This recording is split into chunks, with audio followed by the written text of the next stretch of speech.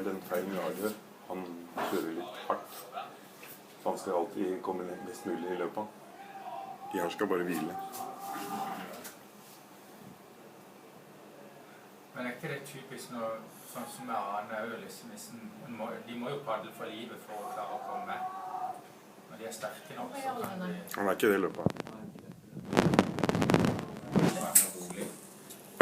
Der har du de kreft ofte, de kan få stresse i. Det er litt så stilige bilder, da. Dette er kult, altså. Det er kjempegod. Jeg hadde ikke møtt det i går. Altså, jeg fikk ikke mye på. Jeg hadde ikke plass. Nei, men det er flott, altså, det du ser. Og så når jeg bare sykler ned i dag, og bare runder med bussholdeplassen der oppe, og bare du ser teltene, og du ser det yrende livet. Og det sa jeg kjørte ut der ute i går, og sa jeg, det var jo telt her. Ja, altså han burde jo egentlig bare gå ned der sånn en gang, bare for å suge inn litt av det livet der. For de ser jo mye da. Vi er jo litt sånn isolert. Jeg lå meg kikket min litt litt. Nei, ja, den kan godt da. Kan du bruke den? Jeg skal bare ha en til å stå foran.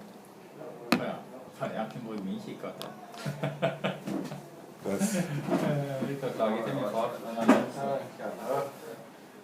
Om 15 år til vi støtter hverandre. Kom opp med rullatoren opp her. Ja, da sitter vi støkk.